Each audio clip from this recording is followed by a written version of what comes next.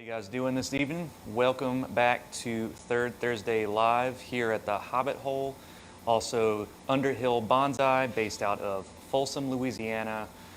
This is our monthly program that we always do to either spotlight a particular species or to spotlight a particular bonsai practice that we need to do with our trees. I'm Evan Pardue, and I'm the nursery manager and the bonsai artist here as well.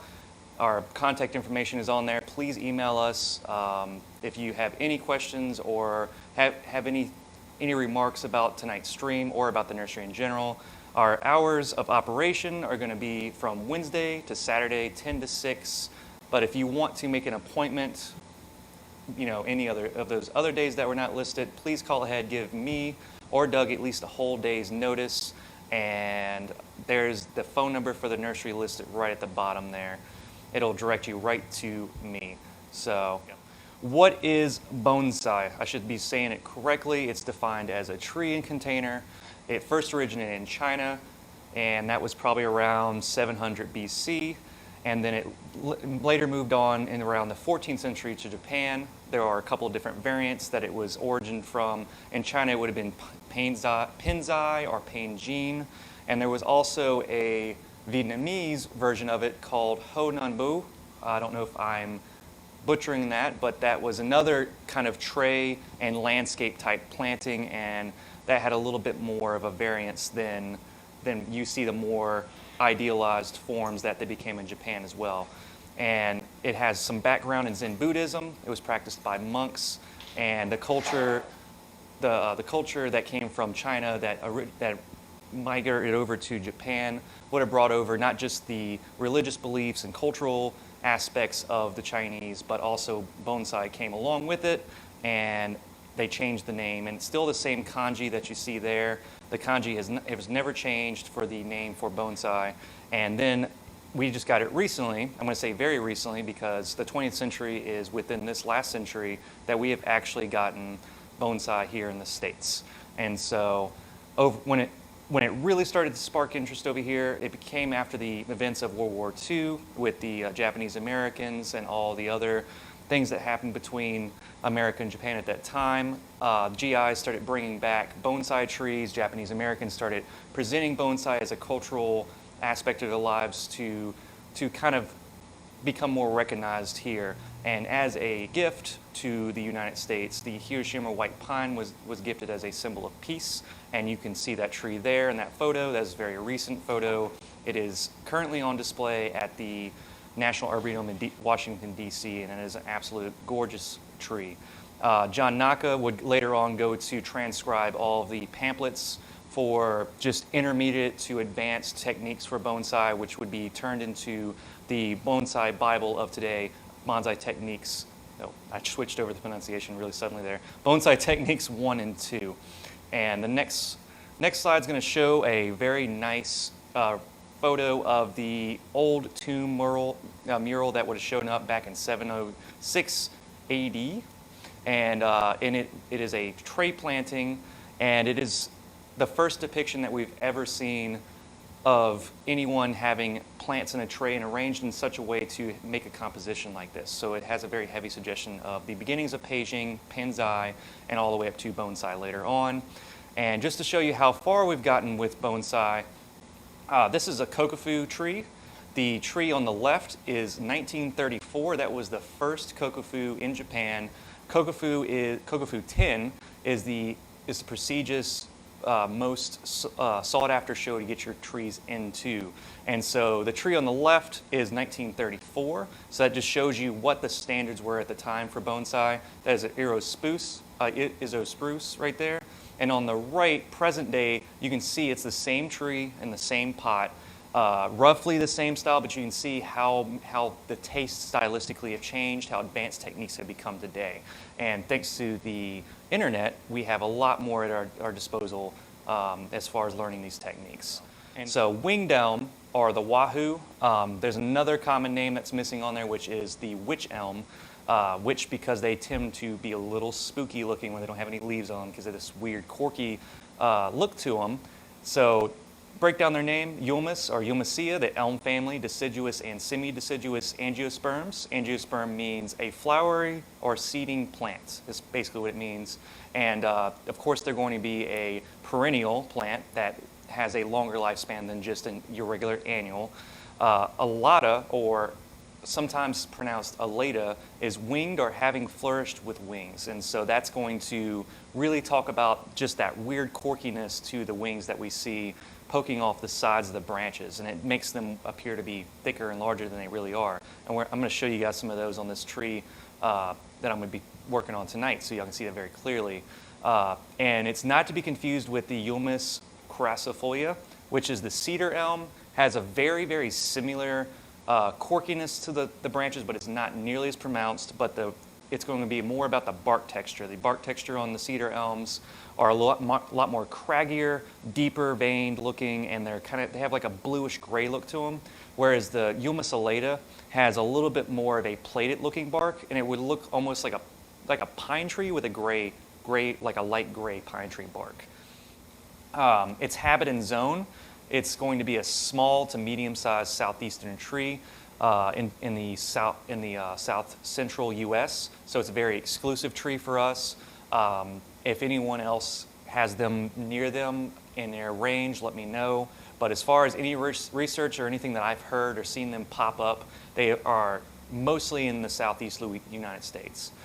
Sometimes they can be found along streams and riverbanks, but they prefer to be in a little bit drier areas, and this is because they've been pushed out of their areas that they would mostly favor. They were previously considered a nuisance on old farmlands and fields because farmers don't like how they become all tangled up in their fence lines. Makes them difficult to mow over. It's kind of like the tallow tree, but not nearly as bad of a tree. Being a native tree, people are starting to become more appreciative of this species. I'm starting to see them used in commercial areas. As you can see, my next point, no commercial value or commercial cultivation at this time. But there has, since I've written this slide, there has been an interest in natives, and I have seen them popping up in various areas in urban environments, especially around the Southeastern University here in Hammond, Louisiana. I've seen them planted. Their hardiness zone is 6 to 9. That's a pretty good broad hardiness zone, and that does specify almost all the way up into Tennessee there. You can get pretty cold with them. Otherwise, you can't get too terribly hot, so they're in their very ideal range of being Tennessee all the way down into southern Texas and a little bit of southern Florida. It's considered not to be a shade-tolerant tree, but you can often find them understory because they were originally pushed out of fields and out of their natural range and into crowded thickets is where you're going to find a lot of them nowadays. And so why should we use Ulmus alata for bonsai? Their growth habit is very well suited because they respond really well to pruning and shaping techniques. They are readily available. They are considered a pest or a weed, so it's more than likely you'll go to someone's house and you'll see a clump of them growing along a fence line, along a ditch, maybe even trying to grow out of the cracks in the rocks of the asphalt or the bricks that they have in their yard. Wild specimens are easy to collect and they recover quickly with dense root systems. And I've got a tree here. I'm going to show you guys an example of just how fast these guys can grow. And they are covered with latent buds. I mean, you can see it all over the trunk. So very, very, very ready to launch bud and become a pot cultivated tree very, very, very readily. They have an alternate leaf pattern. So as opposed to an opposing leaf, they have an alternating leaf pattern, which for those of you that are fans of the cut and grow method, these guys are perfect for that. You lay out the bones of the tree, you wire the main branches, and then once you start getting down to your secondary, tertiary, and so forth, it can almost be all done by cut and grow methods because of how easy it is to redirect buds. The wings on them, somebody told me at the workshop, they were like, why are those corky wings on there? I think they're ugly. I think that's weird. I said, I think it looks kind of groovy. I think it looks rugged. I think it gives the tree an extra character. And also, if it becomes so pronounced, it can add to your bark texture as well. The leaf size is actually quite small in these elms as compared to other American elm species. As some of y'all might know, especially in the South Range, all the way up to Tennessee, all the way up to the Midwest areas, the American elm, they can have leaves probably up to 3 inches long and pretty good size, almost as big as the palm of your hand. Cedar elm is a pretty good leaf size on them.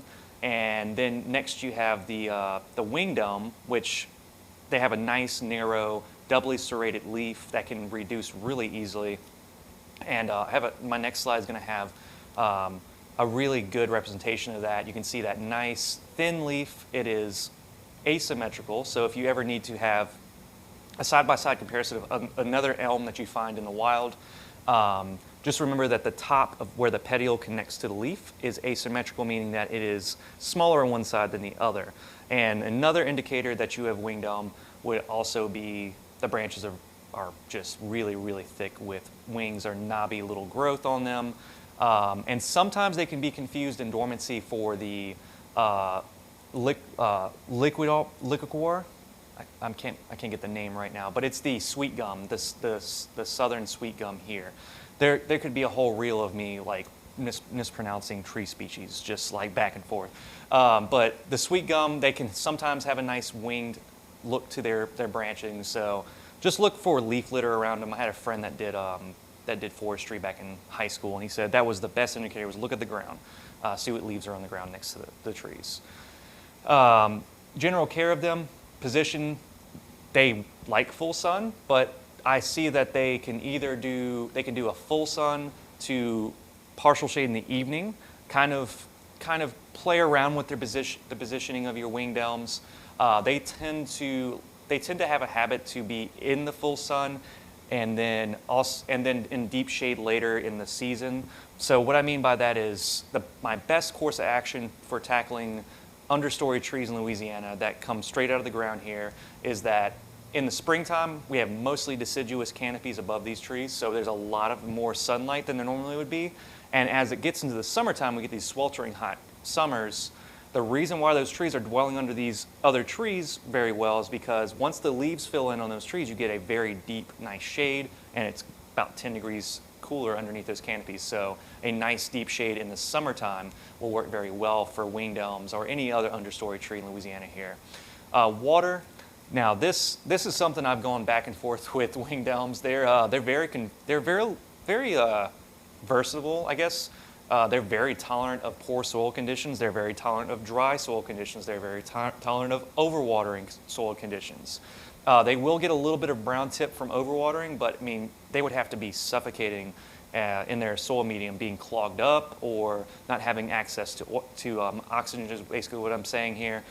So I've had cases where winged elms have dried all the way out and have been all right. And then, of course, if they go a couple extra days in complete summer heat, they will dry out and lose their leaves out of shock. But I've had 2 winged elms in my history of growing them that has gone completely drought, lost all its leaves, and then I watered it, and then the next week it was full leaf again. Pruning and wiring, fertilizing. Fertilizing, do a nice balanced feed bi-weekly. That's before I started talking more about organics, using organic cakes. If you're going to be bi-weekly feeding, you're going to be using synthetic fertilizers, of course. You might want to do a Osmocote-like slow-release fertilizer that is well balanced and not too high. We don't want to shock our trees with a 15-15-15. We should do something more of like an 11-11 up to a 13-13 at most, depending on the type of slow-release fertilizer it is. If it's something that sticks, then we tend to go a little bit lower.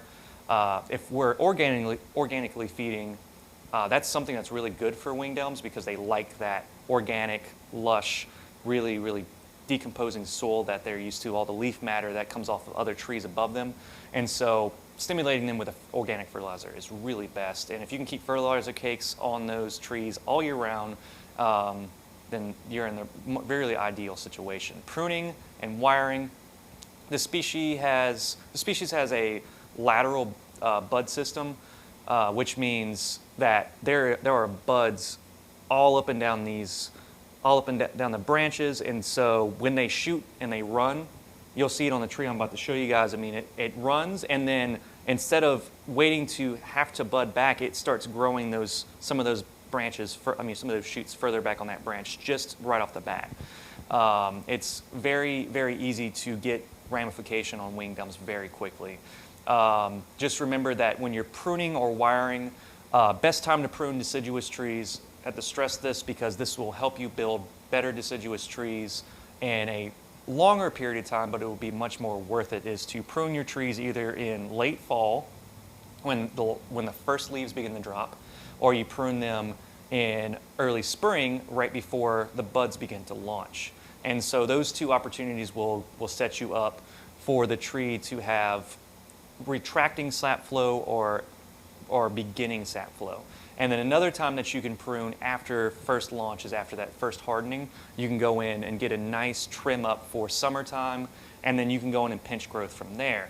Just make sure that in the winter, early winter time, you're going in with shears, with thinning shears, and then in the summertime, you can go in and use your knob cutters. So those two tools can relate to those seasons.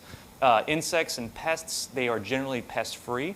The only thing that I've really noticed with my winged elms are leaf miners. Leaf miners make the leaves look very skeletal. Basically, you can see right through the leaf, and you just see all the veins of the leaf. They suck all the interior parts, the cell walls and everything out, and you can just see the little veins in there.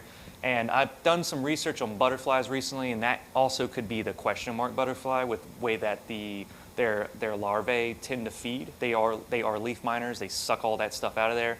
So if you're a huge fan of butterflies and you don't mind the occasional spotty little leaf, fine, but otherwise you can spray. And sometimes you'll get mildew underneath the bark, which can come from lots of overhead watering, and you might want to watch out for that too, because you got really nice big pieces of bark on winged elms sometimes that get nice and plated and thick. Too much moisture and too much mildew, they'll kind of just fall off. So you want to take really good care of that.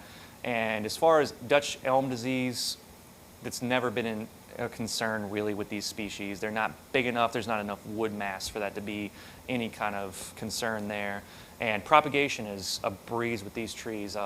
Just in the springtime, when you go to prune out that springtime pruning, if you want to take a lot of cuttings, don't prune too heavily in your fall. Give yourself a nice winter silhouette, but leave a lot of your growing tips available. And so when the spring comes, just cut off those little longer tips and strike them, and they'll strike almost 100%. Very, very versatile propagation tool. Okay, so we're going to go into deciduous design. Where to start basically is kind of picking out and combing through considerations. Those things would be, what species are we utilizing and what features do they have? So species specific is going to be very important, especially to me. I'm a little bit more of a feel the tree out and observe the tree in nature. And then what features, that means anything from deadwood feature to the bark or flowering or fruiting feature that the tree has, or for instance here with the winged elms, they have this nice corkiness to the branches. We can use that in a way, and I think that's not very hard to do with these winged elms. They kind of just do it. Base it off of the front initially, but don't worry too much about your front. I've had several trees that I've turned in circles over almost a decade of having them, and I find new fronts almost every year. I repot on some trees I would just never expect to have found. And also consider what is your stock. So is your stock a container grown cutting or seedling, or a collected material like we're working on here tonight? And also there's a lot of merit in a container grown seedling cutting that has been grown a certain way for a long time. You can definitely see the difference in that. And one thing that we're going to talk about tonight heavily is how to approach a chop, because I chose a tree with a very interesting situation that I'm going to have to approach in a different way, and then literally draw out the future of your design for deciduous trees, because they literally take real time. Whereas with coniferous trees, conifers, sometimes you let those trees grow really strong and you get really nice foliage to work with. And you have a nice deadwood feature you've been working on for a while, and almost within the hours, you can sculpt those branches into really nice nice lean canopy or a feature to the dead wood or to the trunk line of those trees, and those trees develop much nicer over time with the right pinching and knot and pruning techniques. But deciduous trees take much longer to develop because we're looking for different things, and it takes longer to heal scars. It takes longer to actually get very thick looking ramified branching and whatnot. So make sure you draw out your designs of your trees. So when it comes to species specific, we're going to go a little bit deeper into that. What is the Japanese aesthetic versus a contemporary design? And when I say Japanese aesthetic, that's going to be referring to the neoclassical. They are like literal classical versions of bonsai in Japan. Those would have been, you can see a lot of, if anyone has copies of John Naka's book around or early publications from the 70s and 80s. I think the 80s, whenever Bonsai Today started getting published, is a very great example of what those trees would have really looked like. You would have seen that first branch, second branch, back branch, and proceeding up the tree until you get to this nice thick crown at the top. And that was really expected of all deciduous trees across the board, basically, was that it was expected you always had a first branch, and then you always had a pattern that you came up, and it was very, very idealized. And I'm not saying that's a bad thing. There's still a very beautiful aspect to the way that these trees were designed. I have some pictures coming up in a little while that we'll go over that show very, very nicely done deciduous designs, and they're based off the Japanese tradition, but also contemporary designs are going to be anything that's post Japanese bonsai. It's stuff that was influenced by Walter Paul's kind of Germany kind of thing he's got going on over there. Anything that's Harry Harrington, the UK, Graham Potter, these kind of pioneers in these new designs of dealing with the material that they have from their range. And of course, we got the Americas, where we've got Ryan Neal and Bjorn Bjornholm and a bunch of other bonsai professionals out there, just really diving into species specific. And so they're combing out all the things that these trees have to offer. So like I had mentioned before, bark texture, color, flowers, these are very important, especially when we're collecting natively. And something that really we should try to not do anymore is shape all of our trees into this pine tree design. I'm talking about the singular trunk and branches all cascade as if they had all been affected by snow. That is not always the case for deciduous. I've seen few and far between trees in nature that have that pine tree look to them, but for the most part, especially down here in Louisiana, our trees grow straight, they grow tall, and their branches seem to do this. I've said this a lot in the past. They come out from the side here, they come up and they kind of elbow out, and then you have a hand up here, but you do have other branches that protrude out, and you're going to see that's a lot of different trees have different styles of doing that, and there are some exceptions like the American beech. American beech trees have a sweeping, sprawling kind of movement to their branches. Magnolias here, magnolia trees kind of do the same thing when they get really heavy foliage on them, but there's a lot of alternating in their height because of when there's foliage drop in the fall and in summer.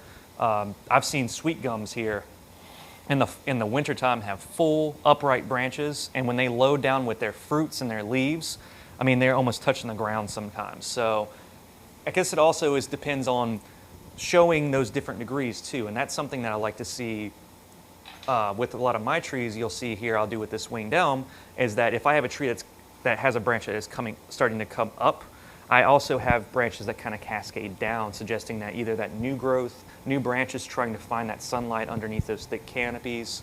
And also another thing too with the pine tree design is multiple apexes. So most conifers are designed with one apex, and you have one nice big crown. With deciduous, we should be really chasing down these multiple apex zones that kind of build out our crown instead. That is very true to nature. That's more what I see here, especially in Louisiana. And I've recently visited the Northwest. I've been to the the Southwest, and I've been, of course, up to Tennessee and North Carolina and whatnot. And all these trees have different habits that they have in their different given areas and their different environments. So wherever you are, all you have to do is look up and look into the trees and see what they're doing. Breaking conventional rules will come later as the flaws become more beautiful in their way. That's what I'm talking about with trees that have merit, that have been a bonsai specimen for so long that there are some things about them that become flaws in the eyes of like your more purist in designs, but those things can become beautiful with time due to just what looks very natural sometimes. I'm talking about crossing branches, bar branches, deadwood on deciduous trees, multiple apexes, which was originally considered a no-no, which is being practiced a lot more now. And of course, inverse taper, reverse taper, inverse taper, all kinds of crazy stuff can happen, but still look very natural. And here are some trees that I really enjoyed at the Pacific Bonsai Museum, and I will give credit to my fiance, Caitlin. We took a trip up there and we actually saw the Pacific Bonsai Museum, a very, very beautiful collection. And as you can see here, we have a Japanese maple, and that's going to be the one on the left of the slide, and that one has 2 apices, but that's a very Japanese style there. But I'm starting to see them kind of tease out this other apex that's starting to form on that bottom left branch there. And as we go up the tree, there are different levels of negative space that they're utilizing there into a nice little dense crown on the top of the first tree. And then the second tree, I'm calling them separate trees because they are showing us this kind of mother-daughter display here. And one thing that also is kind of odd that breaks from conventional design is going to be that almost bar branch thing that's going on at the bottom with the first branch off the main trunk and the second and the other branch off the other trunk on the other side. And then you have a back branch that cuts through the middle of those 2 trees, giving you kind of like a crossing branch situation, but it like I was saying, with a tree that has so much age in it, and it has a good, rich history in Japanese American bonsai, that this is allowed for this. And then you can see this American beech on the right here is just cluttered with bar branches. But, I mean, it was grown by a legendary bonsai artist back in the early 50s and 60s. I mean, this tree is truly old. The front and back selection on a tree is going to be all about what is the best possible front, but remember I said it can change. So movement is really what we're looking for here. Movement is what makes us admire deciduous trees mainly, it could be a slight curve in a trunk, it could be the way that the branches move throughout the tree, it could be the way that the nabari, the surface roots, come up into the main trunk, into the takagari, into the first branch. It could be all kinds of different things. Takagari is a terminology that we should use a lot more, especially with deciduous trees. That's going to specify that area right above your surface roots, your nabari, up to that first branch.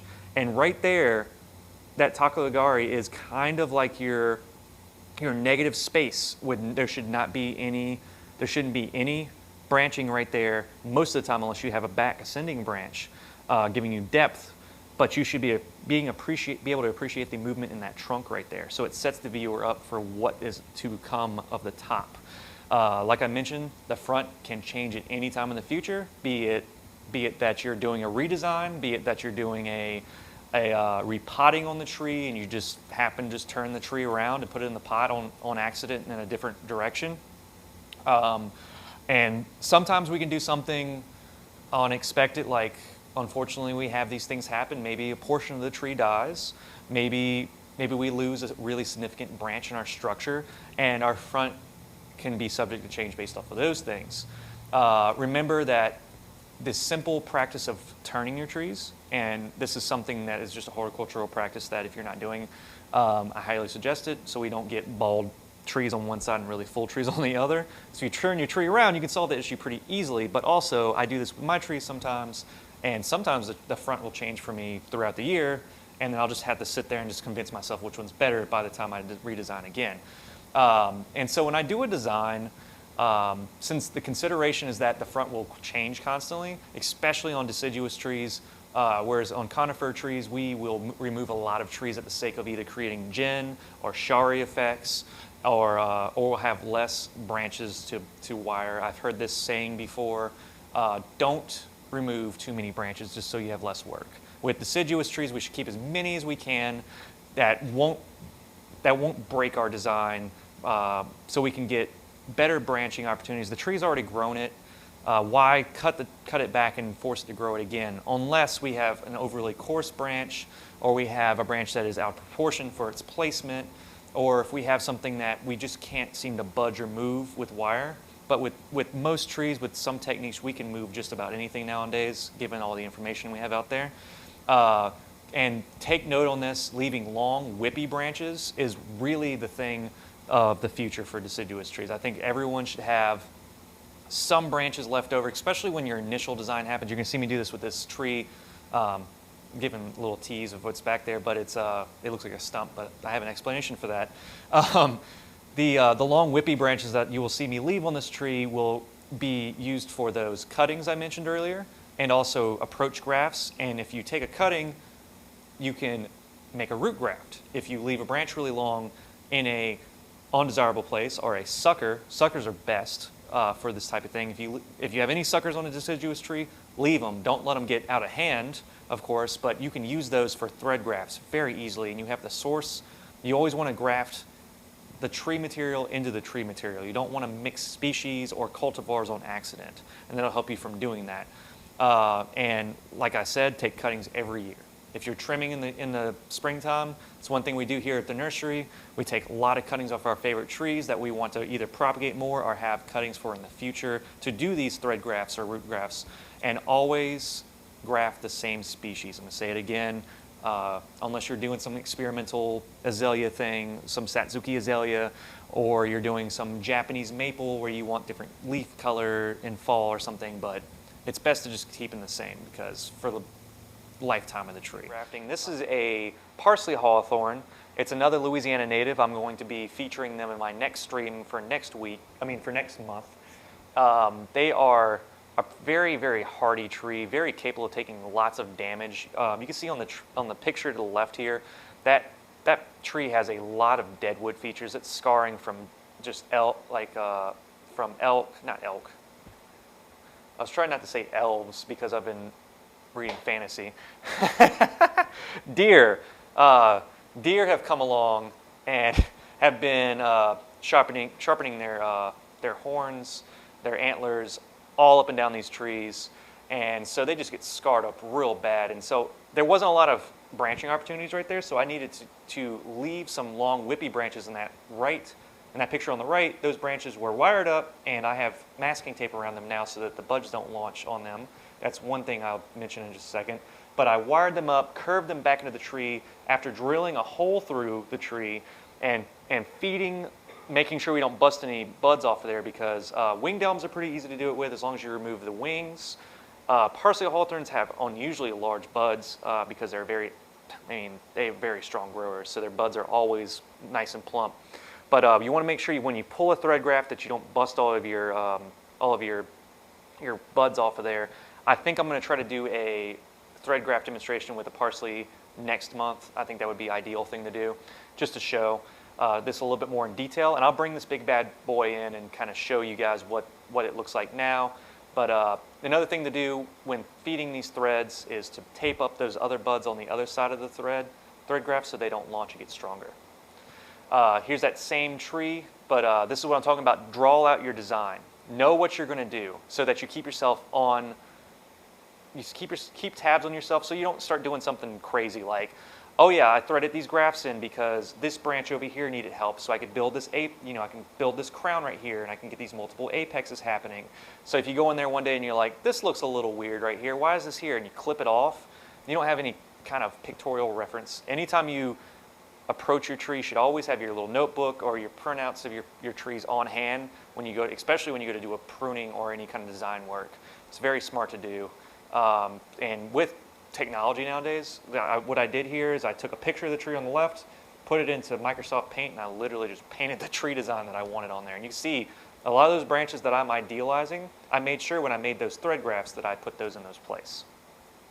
So approaching collected material, I know it's a very popular subject here, especially in the Americas. Now we're having a lot more interest in native species. And so yamadori, we call it, well, I call it numadori here because numa is the pronunciation for the word swamp in Japanese. So we can say it's like swamp collecting. It's not necessarily always swamp collecting here, but when you collect a tree, and you should be very selective of what you collect. So if you're collecting something for its movement, deadwood features that came up with the tree, or any kind of other interesting things that that species is known for, these are going to be things that we really want to feature.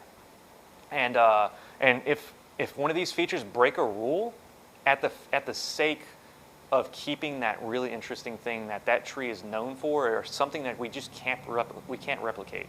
Like, do not chop off a branch if it does something unexpected. Like if you have a branch that comes off my main trunk line here, and it goes straight down or something, but then you have this really natural looking break where there's scarring and there's a hollow in the branch, and you have little twigs hanging off the bottom. You have potential to work that branch into your design. Don't chop that branch off because you will not be able to replicate that. If that's made by nature, especially old dead wood pieces, which is something that we're not looking for in deciduous trees, but some of our Louisiana trees down here, like we've pulled up some American hornbeams with really cool dead wood. We've pulled up huckleberries and hackberries with really interesting dead wood features. And some of our winged elms sometimes have that, but they grow so fast they eat the dead wood pretty quick. So don't be hesitant to use those things in your design, and don't chop those things off. And so dealing with the chop, how big is the chop, and will you have time to heal it over? How will you carve it, or how will you work it into your design? Will you embellish it with dead wood? Is basically the question here, and you'll see that in just a moment. Would it be better suited as a hollow or a deadwood feature? For deciduous trees, especially in Louisiana, a lot of our deadwood just rots away. So we kind of always just keep in mind that this is just going to be a hollow one day. Unless you treat it heavily with some kind of wood hardener, of course, and you're really adamant about keeping that deadwood, especially if it's a great feature to the tree, you could take that extra step. And keep in mind that healing wounds, especially big wounds, takes a long time, several years, decades. I carved a tree out for the midwinter workshop for the Louisiana Bonsai Society, and I specified it was a 5-inch scar, and it was round. And I said, this is a long-term tree, and I made sure to say that over and over again because sometimes it just needs to be stressed to, like, deciduous trees. Normally in Japan, and Japanese bonsai are seen as scarless, beautiful, elegant. You can get that. You can get that with a 5-inch wound on a winged elm. If you let the top run and you don't chop that top off of there and you let that just grow, that scar will heal. But it will take 5 years, even more. And if you got a nasty enough wound or a weird kind of placement for a wound, it could take a very long time. So just keep that in mind when making these types of choices when collecting trees. So what is a contemporary design? And went this just a little bit further of a reach into that, because you're going to see me do a little bit of a contemporary design here, something similar to influenced by Japanese culture and bonsai of early days to now more present days. It's any design that doesn't follow that straightforward first branch, second branch, back branch pattern that I mentioned. They're considered to be a little bit more of an avant-garde designs. And they tend to evoke emotion or self-expression more than your nature feel to them. And y'all are probably saying, wait a second, isn't there literati and bunjin for that type of expression? Well, yes. Sometimes deciduous tree design falls into a literati design. I've seen trees, understory trees, creekside, riverside trees, trees next to ponds, trees hanging off of mountains, all kinds of different things that have that self-expression, but their branches come out in a different way. They don't cascade down like your juniper or pine tree would do in that type of environment. Instead, they interact with their environments much different than that. So I'm not just talking about literati. I'm talking about the entire pie, I guess, like the pie chart of what is deciduous design, where does it fall, where does it exist, like next to your pond, off your mountainside, what species it is, what are we planting the tree into, and what kind of environment we're trying to show it in, and what different qualities does a tree have, all fits in the circle of this should be based off of a emotion or self-expression more than just that fit into a cookie cutter type thing. And that's going to be my personal opinion for it as far as that goes. And that's how we design trees here at the nursery.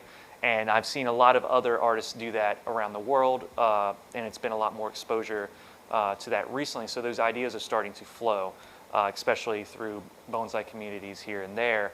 A lot of these designs have been around for some time, and it's because of the wonderful internet that we have been exposed to them. There are some Japanese bonsai artists that have been doing these avant-garde styles for decades, and it just never came to light because they were practicing this in their in their private quarters, in their backyards, wherever they might have been. They might not have been a prolific bonsai artist at the time, and now they're considered masters at this level. I mean, Ryan Neal's teacher, Mr. Kimura, he's considered to be a very avant-garde bonsai designer, and his designs have been in bonsai today for like several decades now. And just now is it starting to be revealed that his unconventional designs are starting to influence more people than we would ever think.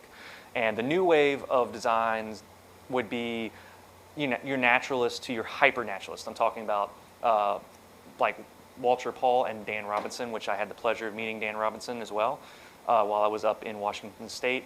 These guys take it to the extreme. They're looking at nature and trying to pretty much copy, like almost photocopy, straight into their tree. They want natural things that happen. They want deadwood features that happen. They want multiple trunks and all kinds of twisted forms. If they dig up a tree, like I was telling you, if it has some unique branching that we can't replicate, big muscly branches or indentions or hollows or something that nature just did, these guys are all there for it.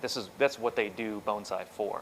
Post-Japanese bonsai design, Ryan Neal, Bjorn is a little bit more traditional, but Ryan has demonstrated a lot more naturalistic design into his very Japanese-influenced designs, and that came from Mr. Kimura, showing him that line is a lot more important than just building out your pads, and that has really revolutionized things recently. And then I like to mention my favorite artist from the UK. Harry has been doing it self-taught for a couple of decades now as well, and you can see he has read the books in the past, but has his own conventional way of doing it. So utilize a drawing program. I don't think this is going to be something that I'm going to pull out tonight, but this could really help you out. Adobe Drawler, I think is what the program's called. Adobe, no, what is it called? Don't worry about it. There's an Adobe program out there that you can use. Adobe Sketch, not Adobe Dresser Drawer. Adobe Sketch is a really great program for this. If you have to break down and use Microsoft Paint, whatever you have at your disposal, snap a picture, have your drawing application on your computer, and you can literally map the future of your tree. Just take your black marker or your erasing tool and erase all the branches and all the craziness that you don't know what to do with.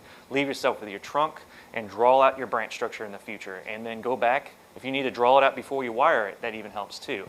Like I said, it'll keep you on task. You'll know what to look forward to, and you can even edit in different pots and different colors, so you can play with the future of your bonsai container, and you can change the design as many times as you want instead of having to mess around with your tree and do some harm or set yourself back. If you're like, what would this branch look like here? Don't go over there and bend the branch with wire or cut the branch off to a certain point.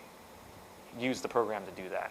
This is just to show you guys what these trees start out looking like originally when we pull them out of the ground. This is winged elm. It is not showing me any true quirkiness to the bark. There's a little bit indications of quirkiness up higher on the trunk. This was a younger tree, and so I would say this tree was roughly about 5 to 10 years old. At 10 is really pushing the number. It would have to had been really stunted in the range that it was growing in. And I did a stream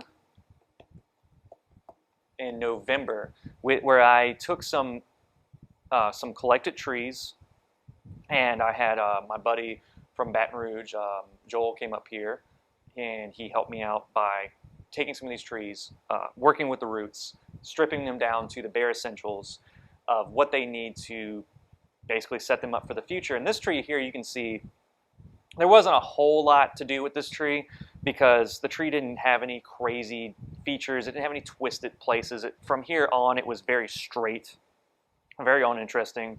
But one thing that I did do with it is I took the base here and I leaned it over to this kind of round tube-like root that was causing an issue that was a little high on the trunk.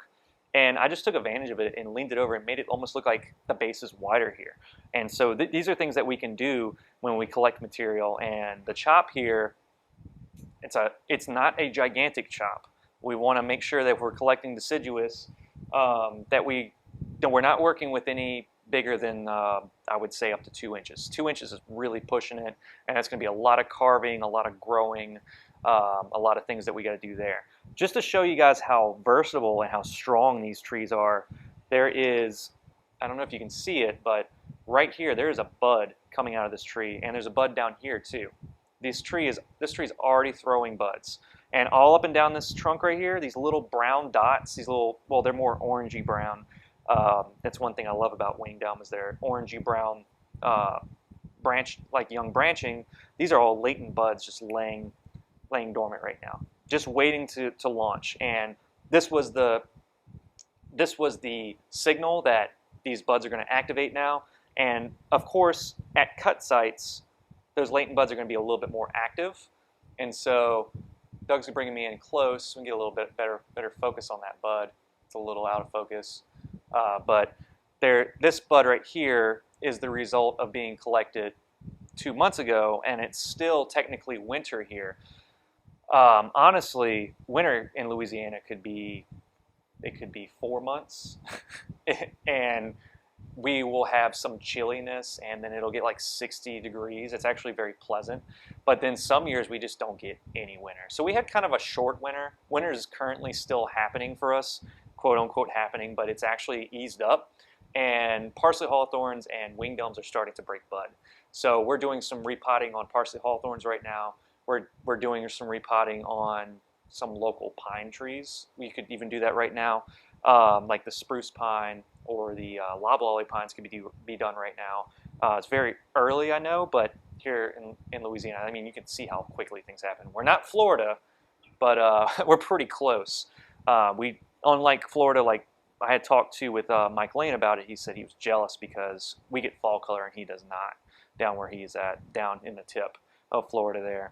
So this is what we start with, and don't want you guys to be deceived. I'm not going to work on this tree. There's nothing to do here yet. But about this tree is about a year old now, the one that's over here.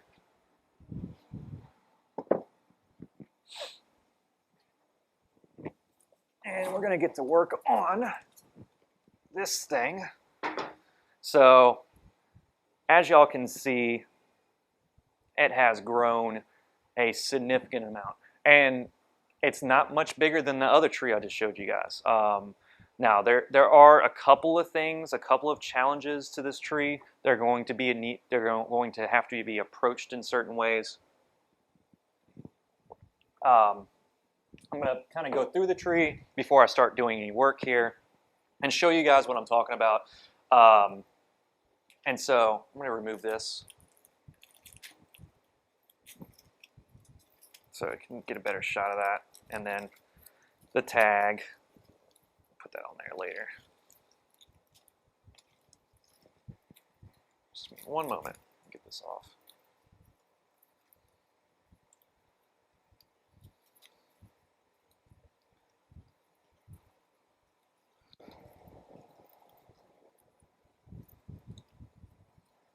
Over here fighting with a bread tie. All right. And so the tree was chopped right there. I don't know if it's easy to see, but where my finger is right here, That's where that chop is. And you can see a lot of growth started occurring further down the trunk. And one of two things are going to happen when you collect trees. And this is the hard justice of it, is that the hard truth, hard honest truth of a yamadori collector, especially in Louisiana. So the way that things happen down here, you're either going to have a bunch of growth at the top of this chop, or the tree's going to respond with latent buds down further, and all the branches are going to occur further down, and it's going to give up on the top.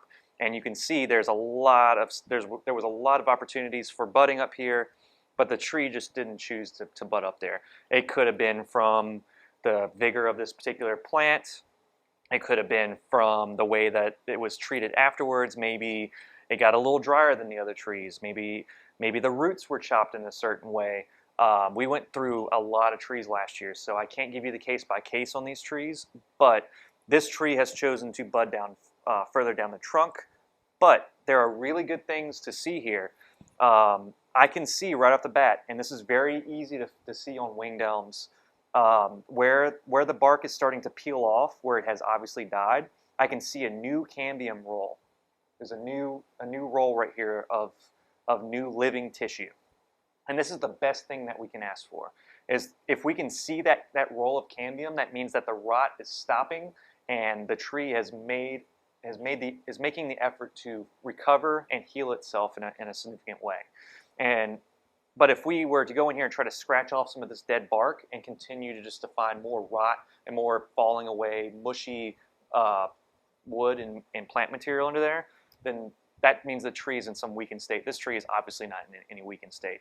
In fact, this tree, I've been looking at this tree for a couple of weeks now, and I've been really holding back from working on this tree because I knew it was going to be a nice tree. It was going to be a special tree to work on because it has a lot of great opportunities as far as branches and shoots all over that I can use for designing it. I had to really hold back from working on it.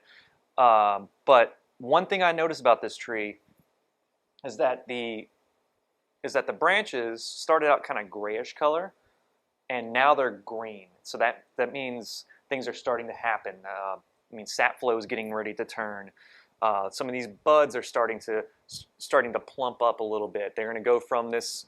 They're kind of a brown kind of color, and they're quite small. Winged elm buds are very, very minute in size. That one looks like it's actually opening right now. And then they'll start to turn this kind of orangey color as they start to swell, and they look like little spearheads, and they kind of emerge out. And then right before bud break, they turn a nice little light green color, and then they just start going. I mentioned earlier that I was going to show that corkiness on some of the branches. You can see as I turn this profile, we can zoom in right where you're at. It's fine actually. We'll show some of those corky branches. In that picture, I feel like that picture that was in the slides just doesn't do it justice. Where you can hear it too.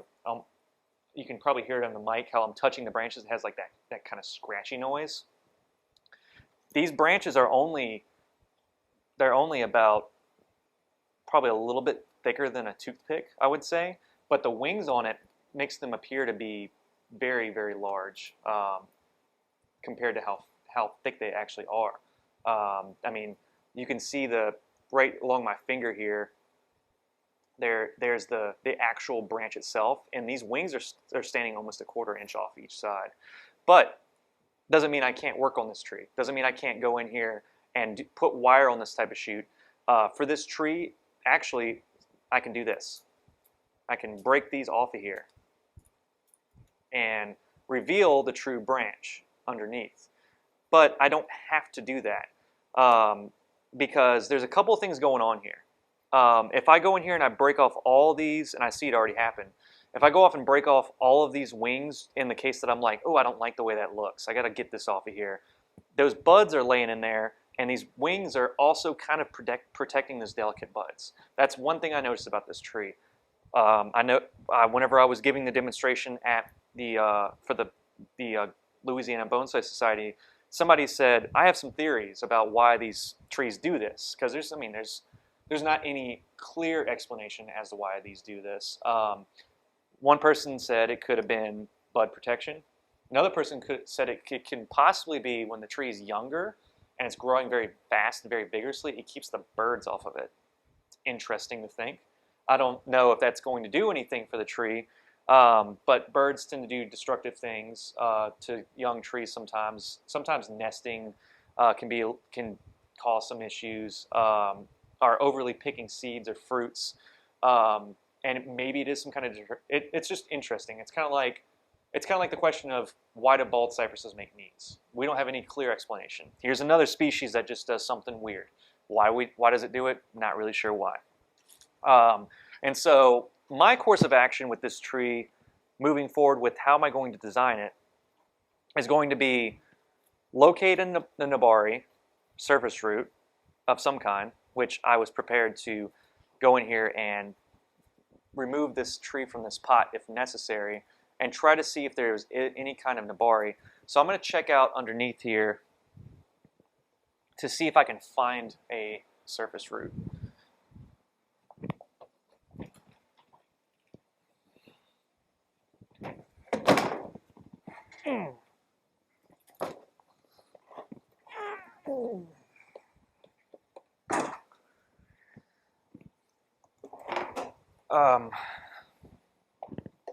While I'm looking for these surface roots really quick, is there any questions that have come up in the feed or anything?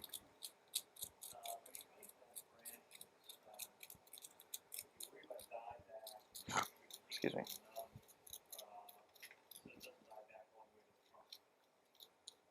So if I'm worried about dieback, and are we talking about like just collected it, or are we talking about anytime we cut back a branch on a?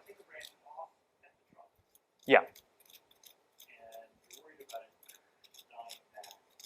Okay, I get what you mean. Yeah, that's not really much of an issue with these trees.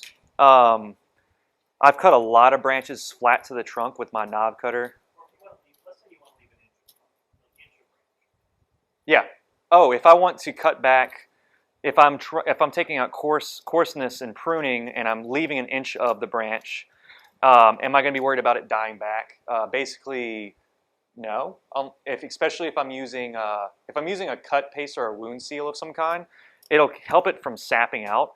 And as long as you're cutting it right to the buds, like buds that are laying dormant, that you have confidence that they're going to launch. I mean, the buds have to look live. They have to look viable, of course. Now, if you cut back to no buds on a branch and leave an inch, then yeah, the tree's going to respond with, especially wingdoms. You'll see it a lot on here as we go through and comb out some of these branches. They have a whorled type thing where they'll make whorls of branches, and they'll cause swelling. You can kind of see it right here. Come back into here. You can kind of see it right there. I mean, 1, 2, 3 branches coming out of the same spot.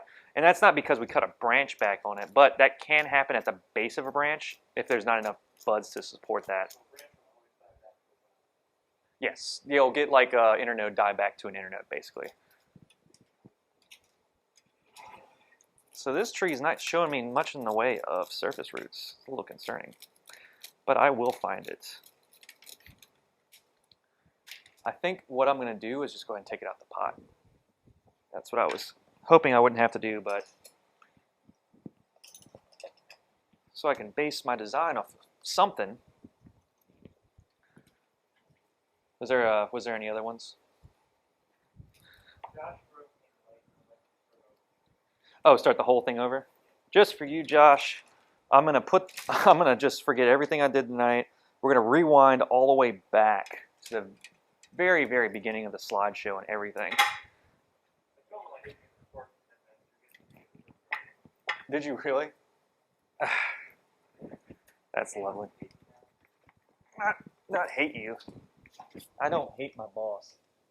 Can't say that. You really did forget to record? That's wonderful.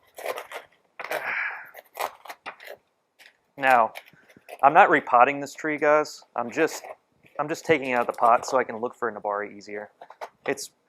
You ask if these trees can grow roots. These trees can grow roots. I mean, the roots have grown over any surface roots that I can see.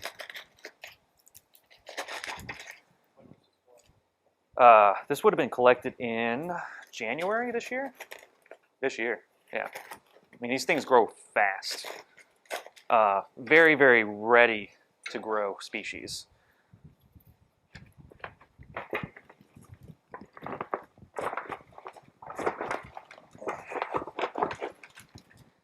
It's fighting me.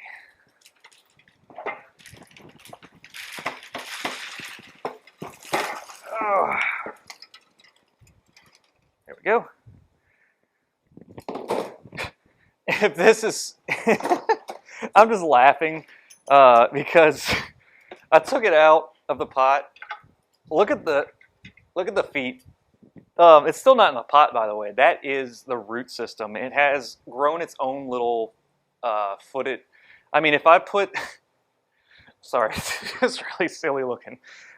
If we put like moss around this thing, like we made like a muck wall, and they like kind of like protected this root system down here, these feet, it probably would stand like this for about a couple of years until it grew out of that shape. But yeah, this is a great example of how quick. I mean, it's literally taken the shape of this pot. I mean, it's super cute about how it's grown all underneath there. Can we see that? Look at those roots. That is just ridiculous. And that's 1 year. So some high quality soil right there. That soil that we make here. Let's see. Show me some surface roots. I'm seeing little ones.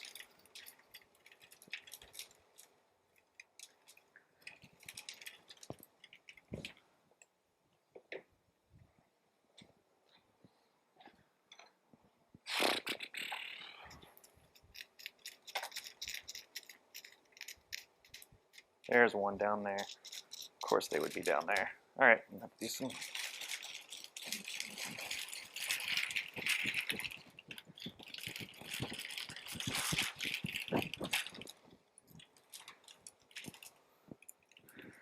Yep, look how much extra trunk we got down there. There's one. There's a couple of roots right there, but I'm looking for when the trunk actually starts to come out into a flare, and there's a little bit of one right there. And you got some kind of weird roots kind of crossing and stuff, but those can be removed. Bring it around this way.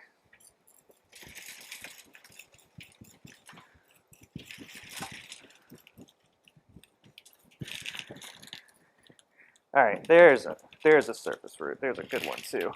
So that's telling me that all this stuff that's growing right here, all this suckering looking stuff, is actually coming out of a trunk that's a little higher than I thought it was.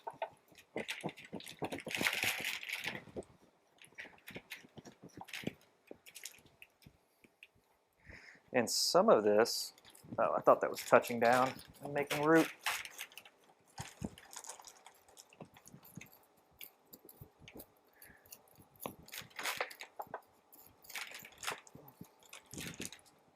All right, and come around here. There we go. There's our surface roots. They were just lying right underneath the surface. Surface roots were lying under the surface.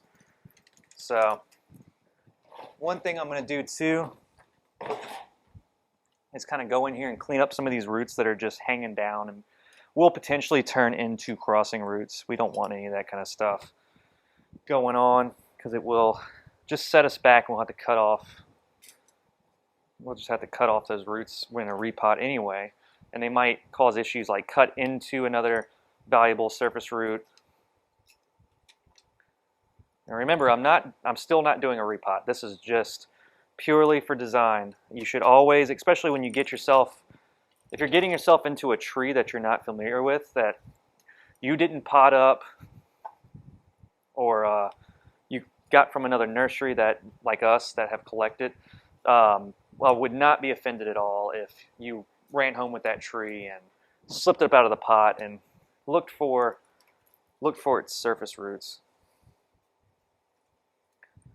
before you start designing it. It looks like this tree has some nabari that it would like to have as its main Nabari features, and then the trunk keeps going down. Yep, that's what's happening.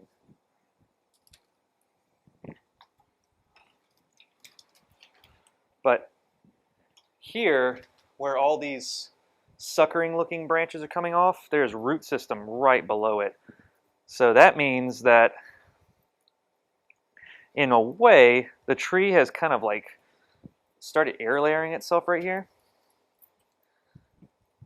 But it's technically not an air layer because it is covered with, it's not being layered in the air, it's just been covered with soil. So you can see like an air layer with the right type of application, you scratch up the bark, scar up the bark, rough it up, take off down to the cambium layer. You can do a air layer very easily on these trees. Like this is a ground layer, thanks.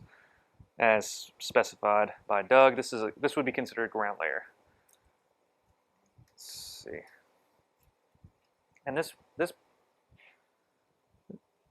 is really high. I'm actually going to take this off. Not a fan of that.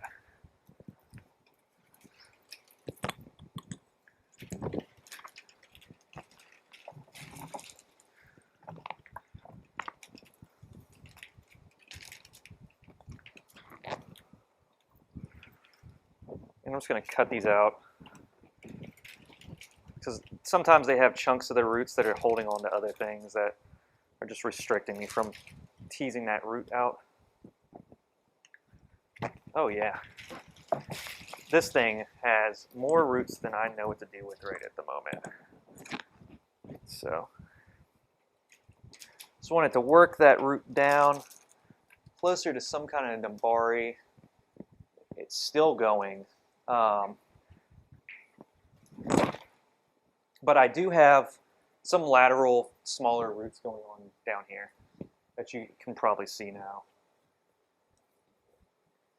So there's a root here, there's a root here, there's a root here and here. So I would say that it would be safe to say that for right now, when I start designing this tree, that this would be the kind of the front area of the Nabari. So let me clean this up and get it back into some kind of container so it's easier to work on. And I'm going to trim these roots off that I teased out so they're not just hanging out in the open and ugly. I'm going to get a shallower container to work on in here. Or I'm just going to trim the roots out. Yeah, I'll just work right off of here. That'll be fine.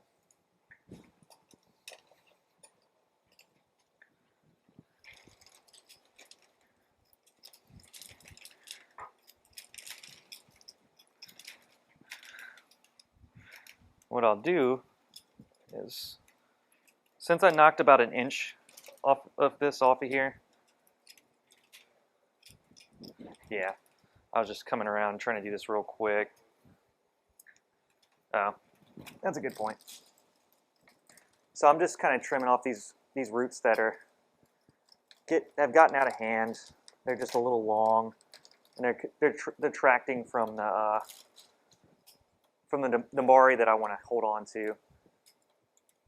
Some of these roots are just growing up and out. I'll never use these roots in the future of putting this into its actual container.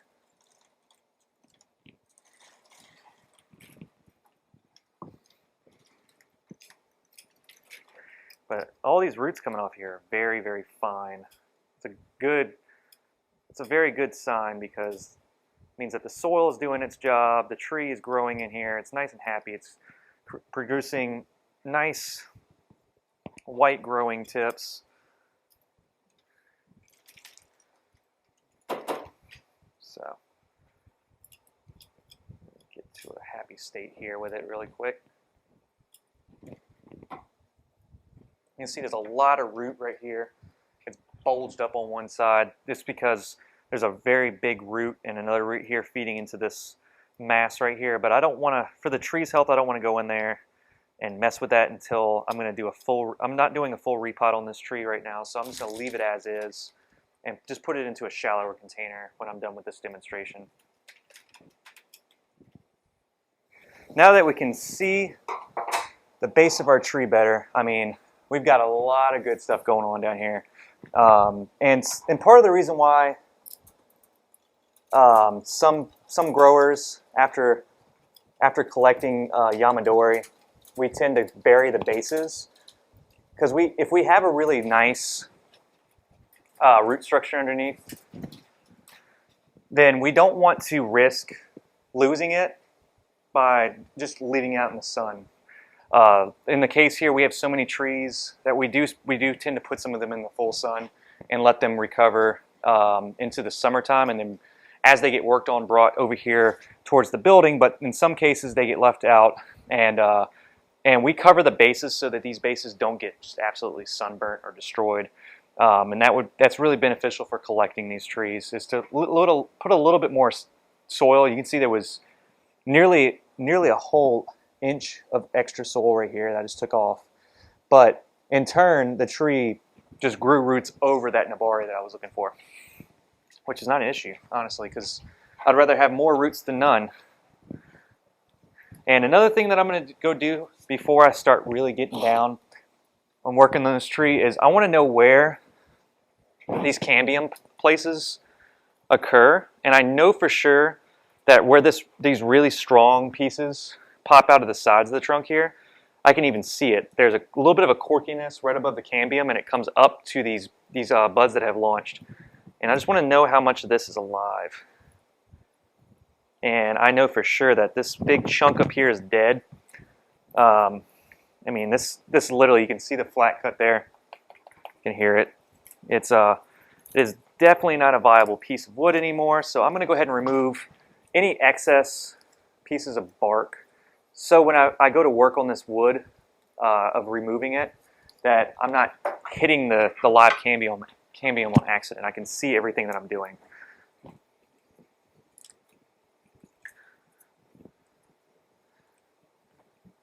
And you got to be careful peeling this off. I like to kind of lift and kind of pull towards me so that I don't chip off too much of this, because some of this is really lovely right here. Right up in this section, it's not really easy to see, but there was a scar at one point that bubbled out right there on the trunk, and then it made an interesting kind of wounds, kind of turned into big old corky pieces of bark, and it makes these really interesting patterns. You see from this scar, even where we cut it, it started making some really interesting stuff going on. But I'm sure that I don't need to take off that. So what I'm thinking is that since it's already dead here, I don't see this becoming something where I'm going to try to heal it over. I see this as more as I'm going to remove all of this wood right here and even go down into here. And I'm going to use my carving tools after I kind of do a little bit of a cut, and I'm going to kind of go in here. I think I'm going to go ahead and hollow this out and make it appear to be two trunks. So I got one trunk here and one trunk here, but I do have multiple other little branches that could be quote-unquote trunks. So we can have multiple trunks, so we could just have two really strong things like you've seen on that earlier on that slide where we had that Japanese maple. And so we could possibly build a structure like that, like a mother-daughter composition. Now, that's one thing I've heard. I don't mean to go into gender role too much, but masculine trees, it's like a father-son composition, and feminine trees, like a deciduous tree, it's called a mother-daughter. So that the taller one is having influence over the shorter one. And in this case, this has a thicker branch coming out right here, as opposed to what's going on in here. So we're probably going to have to do something a little bit more different right there. A little bit more different. But to cut this wood out of here, I'm going to go in and I'm going to make a big V cut as much as I can stand. It might get a little tight in there, but I'm using a regular pruning saw, just like a branch pruning saw. And I'm just going to go in and remove a lot of the wood here. This could take a minute to several minutes. Let's see.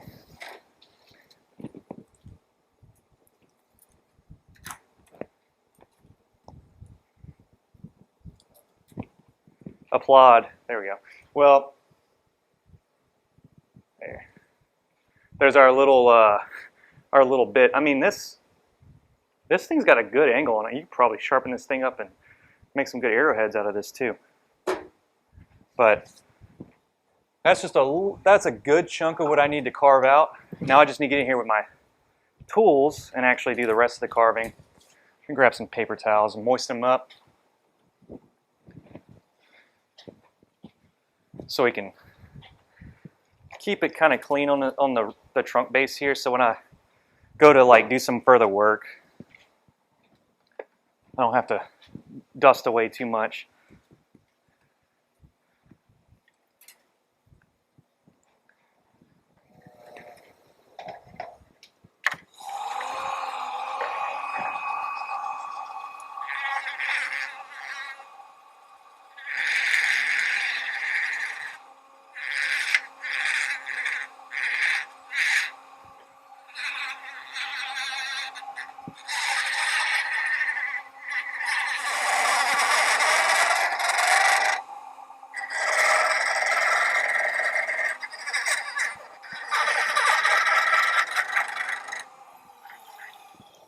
So I just took out a lot of the bulk in there, and excuse me, and I left some of these taller parts thin and jagged up here before I'd cut it off all the way. So these parts that were up against this live wood, I didn't want to go too far with the carving tool, because if I did it one time, but if I come to the top of that where I was carving and it would have caught, it would have looped around, whooped around, and it would have nicked my live wood, and I would have probably been a little mad about that, because I want to save this as much as I can. So I'm just going back and removing these dead wood ridges off the top and get this wood out. And if I wanted to make this look even more hollow and I wanted to further preserve it, then I can just go back in with some black Indian ink and some wood hardener and kind of put those together in here and make it just nice and dark, and make it look more like a hollow and less like a split trunk kind of thing. But this is what I was going for. This is what I really wanted to see, was this area opened up in here so I can see through it.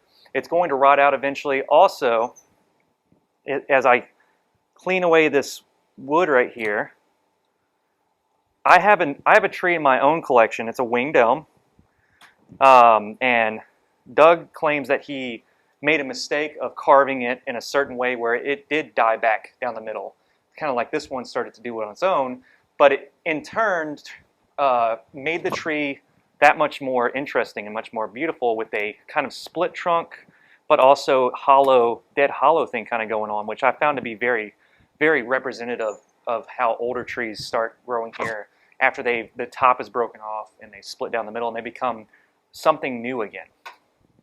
So I think from this point now, I have my taller tree and a slightly shorter tree here, but I also have this bump that comes out on the side here. That is very interesting. It's this big old kind of lumpy thing. So might have to play around with the angle on that to make it less noticeable.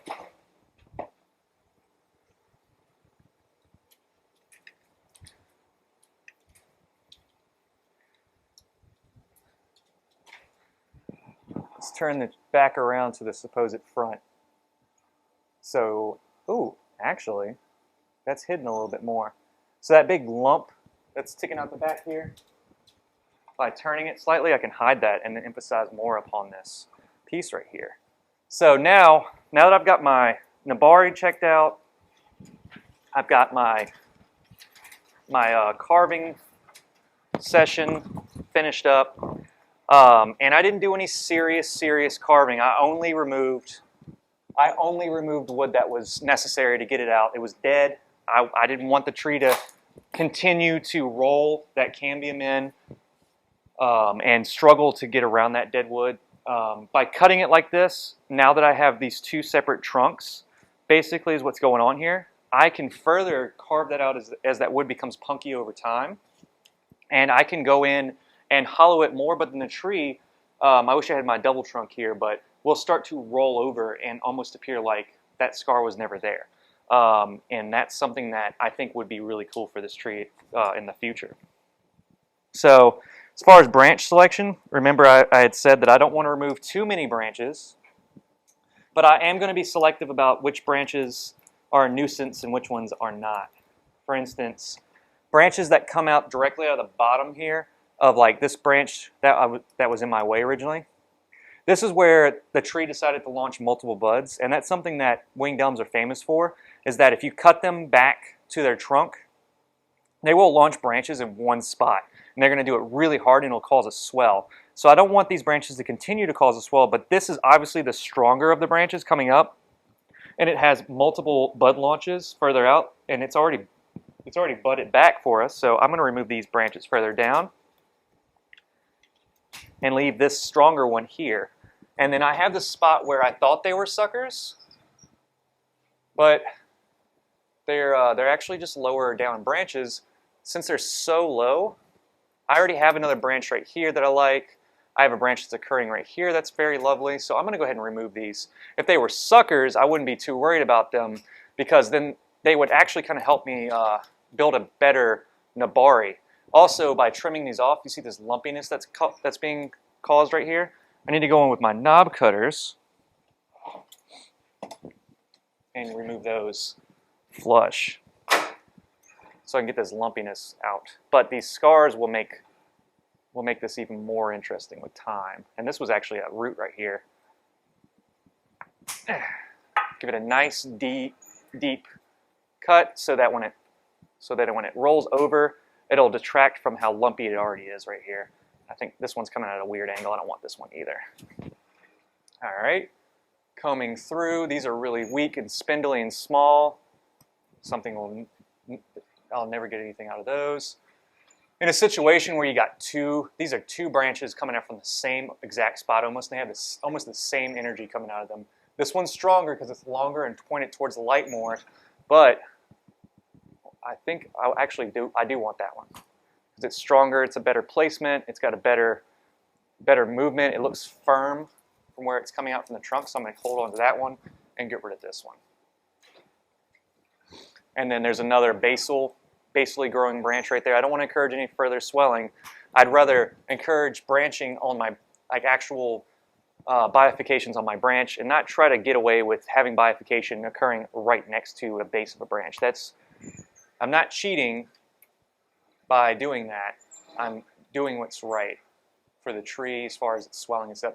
And I got these two branches that comes out right here. I was fighting with these two branches to see which one. They were competing with me to see which one could be in the way of the wood carving process. This one's the loser of staying on the tree of my branch selection, because it's coming out right into this zone where I would like to actually show this off. Believe it or not, I'm going to use this as a feature of the tree, as a hollow, and I'm going to use this other branch because it has a better placement coming off. It comes off at an interesting angle, and it's a lot more accessible of a branch. Remove that. And you can see where this swell is. There's blatant buds, these little orange dots all around here. If I cut this off, then again, it's going to explode right there with branches. I'm not going to remove any of these branches that are long and wily coming off these branches that I already have. I don't want to lose those. And then, look, I've got root hooks all in all my pockets.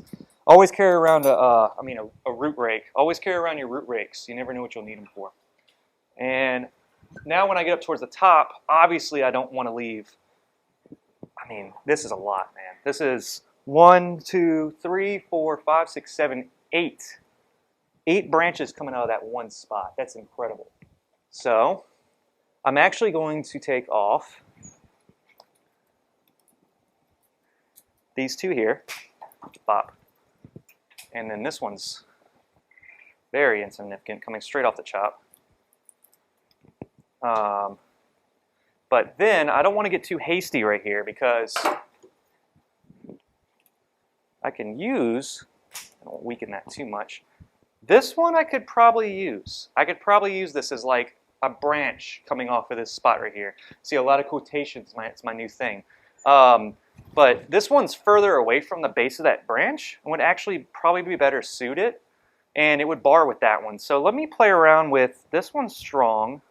And you notice I say that a lot. I don't want to choose a branch that's too weak. If it began weak, then that means that in turn it's not going to be one of the strongest growing branches. It already doesn't have a lot of energy saved up in it for this season. So I'm going to go ahead and remove those branches that are just small, spindly, and are not giving me great opportunities. And also angle is very important to me too. This is coming off this trunk at a very, very great angle. So I want to get rid of this other one that's coming off basically off of this. Let me just see if I can use that. I think I can. This is higher up. It's looking very, very nice. I like what I'm seeing here. And I'm trying to see if I need this other branch, which it doesn't look like I do, because then I've got another branch occurring up on this actual new trunk that I'm starting to build here. Looking like a tree now. You just got to decide, this is the most dominant. Got to decide if this most dominant shoot right here, that is, I mean, it's probably about a quarter of an inch in thickness now. I don't think I want that because I don't want it to compete with the size of this one. I've already, this one's lower on the tree, and so when you have multiple apexes battling for the top height, your tallest one, we're going to follow the Japanese bonsai rules. The top and foremost, strongest leader or trunk of your composition should be the thickest, should be the most developed. It should have the biggest crown. It should have some feature that says that it is the main boss of this tree. It is supplying the majority of the energy. This is too strong. Horticulturally speaking, this is the strongest one, but we want to make this one the strongest one. So this branch is actually at that point where I want to nibble off this part. So I won't risk shattering the where its access point, right? I mean, its beginning point too close to the other ones. I mean, that was a big branch. I mean, this was out of camera view. Look how big that thing was. This is why they call it witch broom. Look how spooky that thing looks. With all these big old weird corkiness off it. And I mean, it launched bud. And I say this is the strongest shoot, and I know for a fact it is because some of these side shoots are almost as long as the main part of this, and it's already bifurcated there too. I mean, we should be using winged elms much more often than I've seen, just for those reasons. They're strong, very strong growers. Let me go in with my branch cutter, angle cut this so I don't shatter that. There's a reason why I've done live demonstrations and multiple live streams featuring these trees. Now, don't get me wrong. There is the notorious, the ever-present king of American bonsai, the bald cypress. I mean, all hail thee, but come on, man. Sometimes there's just, I mean, the parsley hall is up to bat after this one for me, just for being such a great tree. And I think I will. I don't want it to swell, but it does look like another branch coming off of that, almost like it's the next branch up to this one. But if I'm going to work with this part coming off of here in the same spot, I'm going to have to make sure I keep this branch in check so it doesn't become a trunk. I want it to be a branch. So I think I'm good on branch selection. So now we don't have so much of a mess here anymore. I like it whenever, even in this blast back of the camera right here, I could definitely see, like, I can see it in all of my branches, and I've got one branch in each zone that I would like to lay them out into. So I'm starting to see something of a tree now. I can definitely start to see the build of this. So, of course, the next part is going to be going in and laying my wire on. You notice I haven't cut any branches back. I haven't cut anything to length because I don't want to worry about that just yet. I want to make sure that I got all the branches and I know how strong they are. I know how viable they are, how flexible they're live. I mean, sometimes you'll have branches cut back really severely, maybe from collection, and you won't be able to notice those things. Branches that are really long and grown out, well, obviously had been alive at one point, but sometimes I've ran into instances where I'm like, oh, this branch is nice, and went to go put wire on it, and it's brittle because it's been dead for a long time. And it just blended in with all the other branches that were pruned back. So if you want to hold on to this wood, you have to do something like wood hardener, or PC petrifier. Some real deal stuff right there. He said, do not let this touch the live root system because it will get in there and completely freeze it up. It's like plasticize. It will murder roots. Very water soluble. He said to paint it on, and then after you paint it on, let it set for a couple hours, and then go out there and just water the tree down so that you you get it to kind of dissipate in the water. So it doesn't go down in your roots and have time enough to just sit there and freeze your root system up. And wood hardener, yeah, wood hardener, it gets on your hand. It feels like you have a bunch of super glue on your hands. It's basically an adhesive glue type thing. It's used to seal up old windows, old window seals, or thresholds on old houses so they don't rot away, which is fine. It's really great for that. So what I'm going to do now is I'm going to go in here and start wiring some of these branches out. And as I wire them, I'm going to choose the lengths and decide whether or not I need them to develop more. And I know from the way that we looked at this tree, I think my front is somewhere around in this range.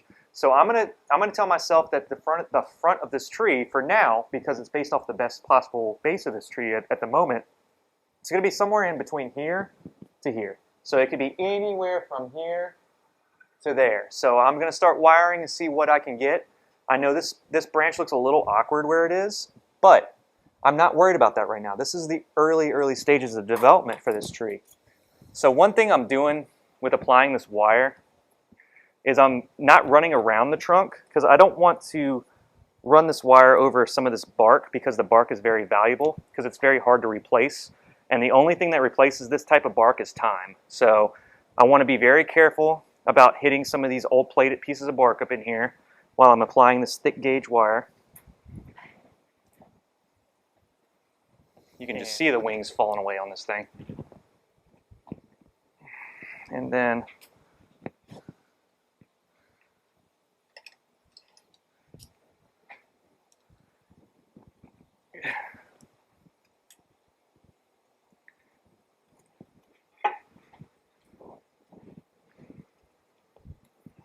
I'm going to have to use some.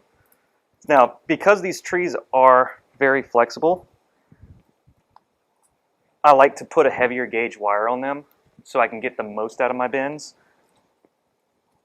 So don't be scared to bump up the wire size on these things. They can take it, trust me. I've done some pretty crazy bends on these trees without having any use for having to use any raffy or any kind of binding of any kind. And like I mentioned earlier, they can be used for hockey sticks. So why can't I put a heavy gauge wire on this thing and bend it wherever I want to?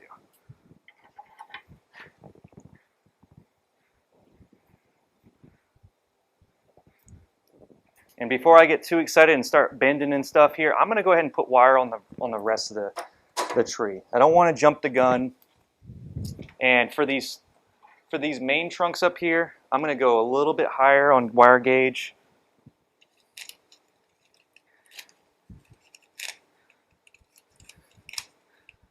I'm going up to an 8. Last time I used an 8 millimeter wire, aluminum wire on stream was when I was working on Lugaroo. I had to put like 3 8-gauge wires on one branch to move it. It was incredible, but it did the job. For this branch, I'm going to stab down into the soil here.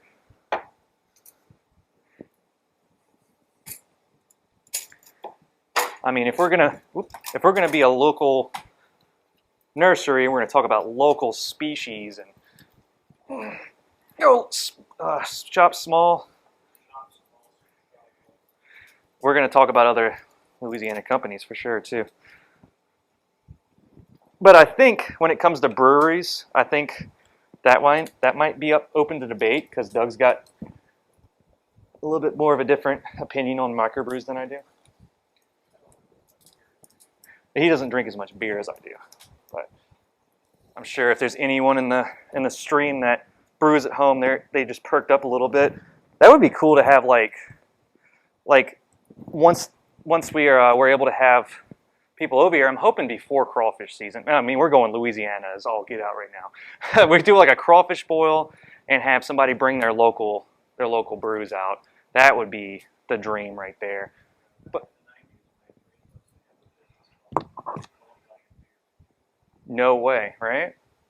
Doug said that back in the 90s, one of his dream things to do was to have a business called Bonsai and Beer. That would have been not nearly as catchy, but I mean, nobody else has Bonsai and Beer.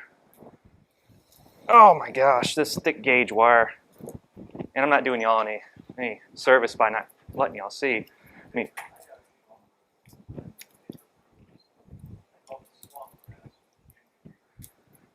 so Doug had a home brew that he used to love brewing called Swamp Grass. That sounds pretty good. It was a ginger beer. Pale ale with lots of ginger, man. Now you're speaking my language there. I love me some pale ales and IPAs and all those other good. Lots of, oh man. Doug has a big boiler. What, for brews? Oh, for crawfish. Yeah, we're definitely doing a crawfish thing once this all blows over, for sure. That's been something I've been mentioning to a lot of different people recently. I mean we're all going to be boiling crawfish regardless down here. I mean, we're talking about like dirty coast and being from Louisiana. For you guys that are not from Louisiana, I mean, this might also sound very like alien to you guys, but we pull critters out of the dirt, out of the mud that look like little tiny lobsters, and we boil them alive, and then we eat them, and we absolutely love it. It just sounds insane though. If you want to think about it this way, this is how we do bonsai down here. We just go out into the swamps and we find a tree, and then crawfish just fall out of them. You know what's funny though? We're joking about that. That tree that Nate Murray, if he's in the chat, what's going on, man? I'm talking about that big tree. I'm sure he'll catch it later. There's a huge bald cypress he pulled out of that pond. It had beautiful taper, beautiful flare on it, and I mean, it just had a monster root base on it. And we put it in the back of his truck in a long bed kind of trailer thing. And when we got it up to the nursery and I lifted it up with a tractor with a sling, a crawfish fell out of it. Literally, I'm not joking. So it is a thing. But all joking aside, crawfish is something we definitely do around here. And yeah, eat crawfish and drink beer with your favorite trees. They'll appreciate it. They might not voice it, but they do appreciate it. All right, now I'm coming down to the nitty-gritty here. Now I've got wire on all of the main branches here. I'm going to start moving some stuff around. So I think with this being the front of the tree, I like the multiple apex idea. So I'm going to make this one of those main apexes by giving it some interest. I like the uplift that it has, but I want to give it as much possible back and forth movement as you know, like I don't want it to be straight. I want it to kind of come up and down a little bit too. So take the straightness out, give it some back and forth movement, and I'm going to go ahead and remove, because the branch is about where I want it. I'm going to remove, wow, these are not great. Most wire cutters are good at making cuts like that. But I'm gonna cut it to there. And I know that this is a little long. That's definitely too long. So we're gonna cut that there too. And with this branch, it's gonna double as another trunk. So I'm gonna bend it down. So I'm all in on the multi-trunk form here.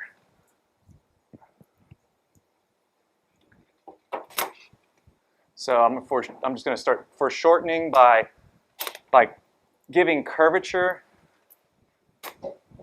and movement to these branches while shortening a few of the branches. Went right in the eye. And I know that the lengthfulness is a little excessive, so I'm going to bring that back just a little bit. When I say a little bit, a lot of it. And I'm going to start building I'm going to take the coarseness out. Now we're starting to see something down here. And I left these two branches up here because they're going to be the beginning of that bifurcation that already exists. And I'm not having any issues bending these branches. I don't hear any crushing of the tissue or anything. They're bending very easily. And here's that thing where I mentioned there's always that one little branch that kind of drops down and starts filling in that next part of that area. And that's something that I do a lot with my deciduous designs, is it gives more dimension that way. And so we have the top branch, the branch that's been here the longest. This is not holding. I need to redirect this and make this an anchor.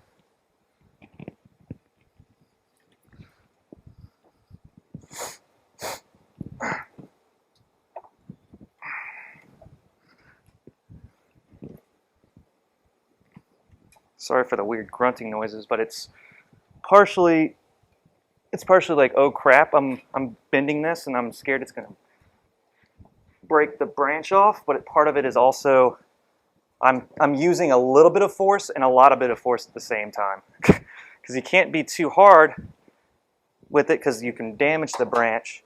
But you can't be too gentle or it won't move at all. So now that I've got these two guys hanging out at the top, they're looking like little antennae. What am I joking with that little piece of wire? They're looking like little antennas right now, but I need to give them some kind of movement really quick.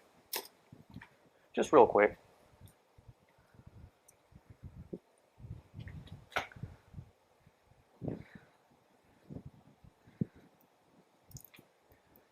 Crunch. It's a little basket bug on there. Just ruined his day. And usually when I take these branches, I'm giving as much movement as I can, because honestly, I'm gonna cut back to there anyway. So you can see from what's going on. Oh, my whole cart. I was putting so much pressure and so much concentration on the whole thing that I'm knocked the cart sideways. But yeah, zoom it out there and show that section. There we go. And see how that has a nice ascending kind of feel to it. But then this branch is a little bit newer. It's not the oldest one, but it's the newest growth. And we have this other little tree. Here's another apex right here. And then this is a long reaching structure that comes out.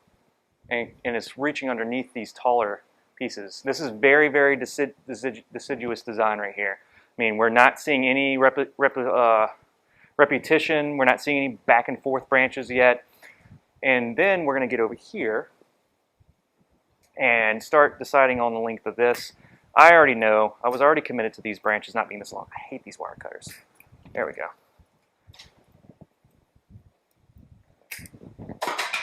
I'm over here talking about save your long pieces. The nursery has more than enough cuttings.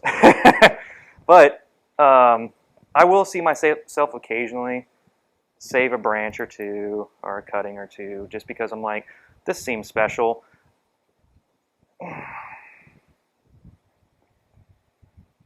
just want to see it for myself. There we go. And so you see, I'm still giving myself these different degrees. I'm leaving this branch. And this tree is definitely one of those ones that is out in the open, maybe got hit by lightning or a storm blew it over, but it's still trying to do this kind of really open feel to it. So I'm going to go up to the top here. That branch is super long. And I don't need to be much longer than that. And then I'm going to save these, because I don't need them to be super long either. So let's go to the front. Y'all can see in the front here. And another thing that I make sure of doing whenever I'm designing deciduous trees is I don't like my branches to come straight at the viewer. But I also don't want them to cross the middle line. But then I also don't want them to cross any lower sections. And I don't want the same distance between each zone of branching. So I don't want there to be like, there's visually like an inch here, there's visually an inch here. You don't want any repetition. It's almost like building a forest, a bonsai forest composition. You want different distance between between each branch, each tree. You don't want each one to be the same thickness. You want all of them to be different thicknesses. And that's kind of what I'm doing here is I'm building a forest, sort of, on the same tree. I know it sounds kind of weird, but think of it that way. That's probably the best way to describe it, is a forest that is growing off the same tree. Just try to imagine it that way. Because there is a really famous John Naka quote out there that he says, build a tree on top of a tree. And I've taken that quote and just ran for it, and ran with it. Not ran for it. Where would I be running to? So, bring this around. Nice. Solid. Man, snap. Now, I do have a snap right there, but there's enough living tissue there that can be, I guess I can't make a hockey stick out of this branch, but there is enough living tissue there connected that I'm going to put cut paste right there. And I really wanted this branch back this way, so, oh no, it's going to survive. The branch will survive. No, I'm not going to bend it anymore, but the branch will survive. There's enough living tissue connected that I'm going to put cut paste over that. In a year's time of growing, you'll never know that happened. So I'm starting to see my little, it almost looks like a little broom kind of thing. Now, when I get to the top here, of course, these ridiculously long branches are not going to stay like this. This one needs to be the top dog. It needs to be the longest and tallest. So when it comes to this big Mac Daddy here, I want to kind of put him in the back a little bit, but then I want to give it some interest and movement up towards the sun. And I usually do that by bending back and bending forward, back, forward again.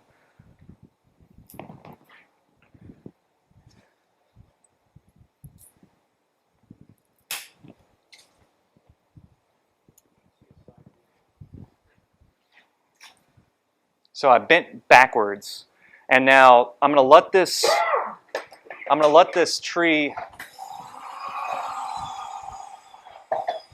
That could have been that could have been great for your PR. What is? The tree's a little two-dimensional? No, I'm looking at it for myself. It's getting kind of flat. Yeah. So this can come further back. Gives it dimension whenever you pull this back. And also it's foreshortening this big piece of branch right here, this big piece of wood.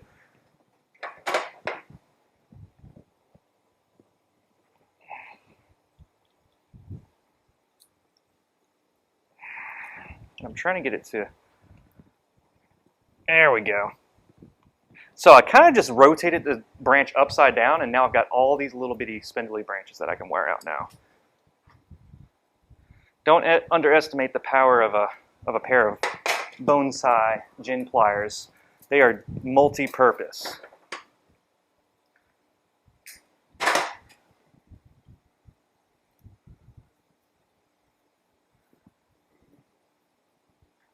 So now that I saved these little branches, I can whip some wire on them real quick. Do I have any questions about design or what I'm doing right now?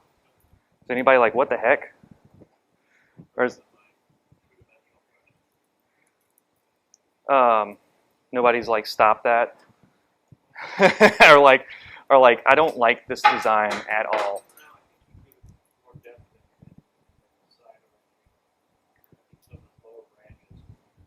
They can come out a little bit more. Yeah, see like those two right there and the one above it? This one here? No, there. Oh, this is the one that broke. I can't do much more with it. Well, I don't want to go back and go forward. Anyway, you see what I'm saying? Yeah, and also I'm leaving a line of light right here too, so that we're not shading anything else out while it's starting to grow.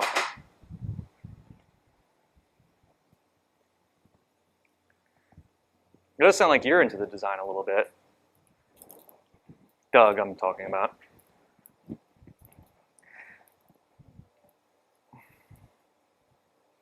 Yeah, I think that This side, your left.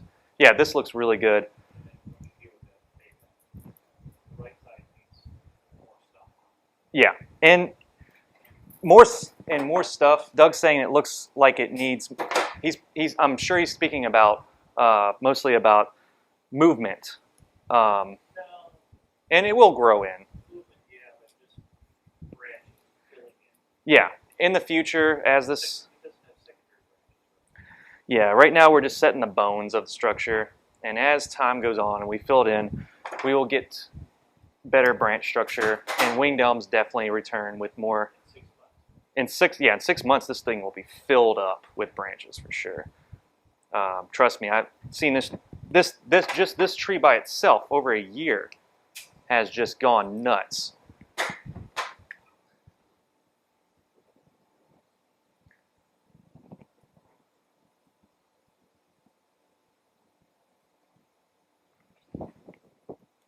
I'm just looking at its side profile so I can gauge what I'm going to do with it.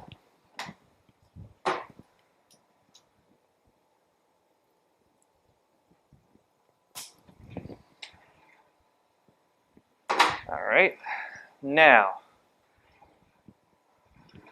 so we're at this right now, and now the only thing that's obviously a kind of a problem here is this main trunk line that comes up. I think everything else going on right now is pretty freaking gnarly. Yeah, right here. We have a lot of movement this way, but not a whole lot this way. Yeah. It looks, yeah, I like, and I don't want there to be so much balance that it becomes symmetrical. I want to start to build asymmetrical.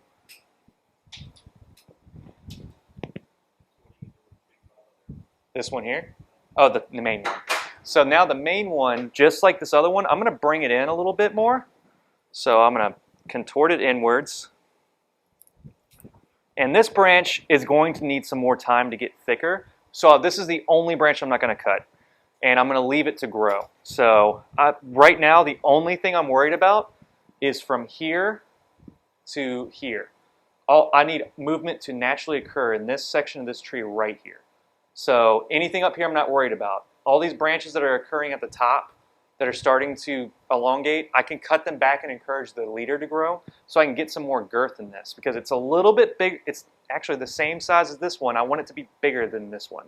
So what I'm going to do is I'm going to put my movement. I need to look at it for a second so I can gauge. But I'm going to bring it back, forward, back. And usually when I have such a big piece of wire, I like to rock back and forth with it just so I can put the bends in nice and slow.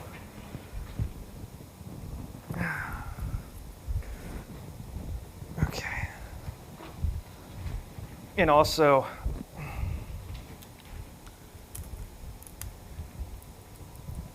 when you bend such a big piece of wire like this, you want to make sure that you're bending the wire and not the branch itself. Because if you try to go in here, see what's happening is it's escaping from me.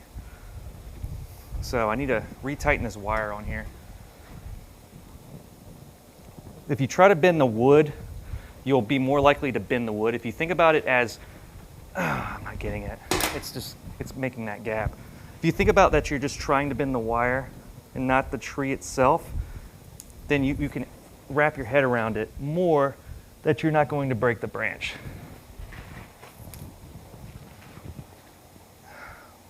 That's nice. And this can always be changed later on, and it's also going to be cut somewhere in here. So I gave it a little bit more to balance this. And now what I'm going to do is I'm actually going to go in and put a piece of wire up here, and it's going to kind of anchor onto this. And I'm going to point this tip up towards the sun so that it'll get more light and be encouraged to grow faster. And I'm not going to use a size 8 on that. I'm going to use 7 or 6 instead, which I hope I didn't run out. I think I ran out. Let's see, crunch. Just looking around for wire. All right, well, I need to use this fork anyway, so I'm gonna open another roll. Unless that'll work. I'll make this work. All I'm doing is trying to point the tip upwards so that it gets more light, and also someone won't run into it and break it off on accident or something, as this is the most important part of the tree right here to me. Because this is going to re-establish my apex and help it strengthen and become bigger. Because I don't want to cut this off right here, because then I'll never get a nice big thick apex that is obviously bigger than the bottom branching system.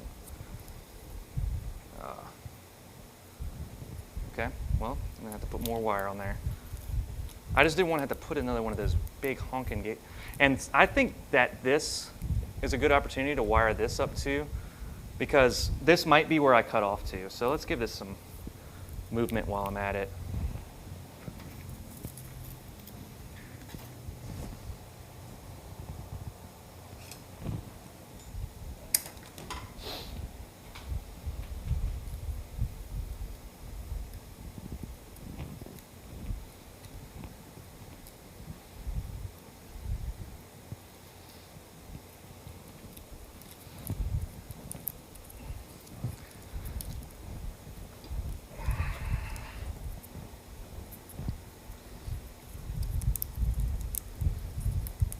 There we go. Just a little bit. I'm not trying to do a severe amount of movement here. I'm just trying to get this thing to point up towards the sun. There we go. So don't imagine this. You can imagine this if you want as like the next part of, so all this gone here. So there's our tree right there. And there's all the wiring that I did. And now I can go in, and I definitely do see things that I can tweak. Oh, there's the front. So I was looking at the back formerly. This branch would be better in the back, a little bit more actually.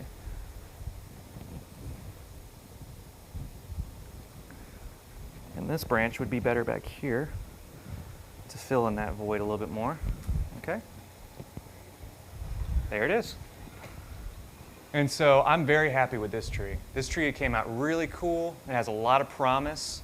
But this is one of those trees that could take, hell, this tree could take somewhere around 10 years before it actually starts looking really, really like a true tree form. I mean, right now it kind of has, you can see it. This is what I'm talking about, the bones. This is the structure of the tree that will be evolved later on. And I need some cut paste just to apply to these wounds. But let's see. I'll have to apply it on post stream.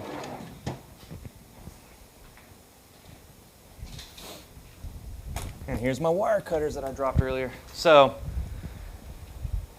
basically when we're going in and we're doing these very first things with these trees, I mean, you noticed I wasn't too worried about doing any ramification, building any serious structure on the actual branches.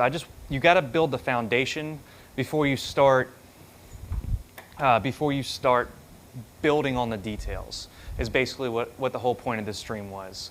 I found the foundation of my root system. I found the foundation of my trunk. I made sure that before I'm going in here and do any serious work to the branches and choosing things, that when I carved this out, I wanted to make sure what it looked like, and I'm really happy with what it looks like now.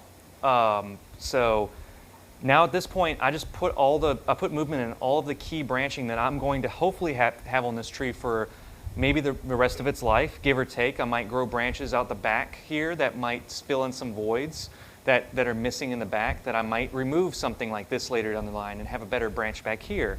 I might remove this branch here in the future in favor of a couple of branches that come off the main trunk of this secondary little trunk thing that's going on here. I mean, we've got 1, 2, 3, 4, 5 different little trees growing off of the same structure.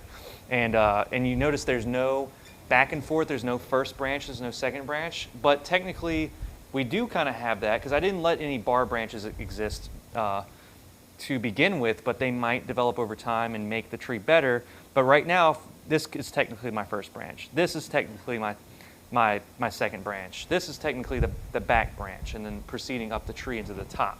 So if you want to kind of conceptualize it that way, that helps too.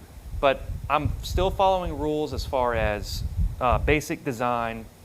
I don't want crossing lines. I don't want branches too close. I don't want any areas that feel of the tree that feel like they didn't have as much attention as I've given to some other parts of the tree. So I want there to be a good balance. So all this energy that's being thrown out this way, this over here counterbalances that energy thrown out.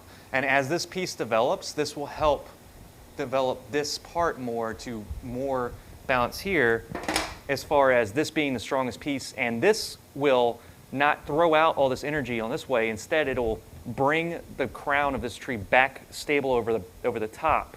And so that's why I have kind of this angled up here to kind of demonstrate that, I mean, it is leaning a little bit, that this will be the apex, the top of the tree, and we'll build a crown out right here.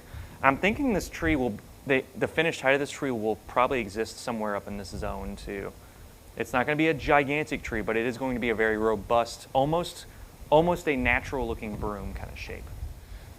Again, I'm Evan Pardue. I am the nursery manager and the bonsai artist here at Underhill Bonsai. I just finished working on my favorite species for bonsai tonight, the winged elm, and this was deciduous tree design. You guys have a great evening.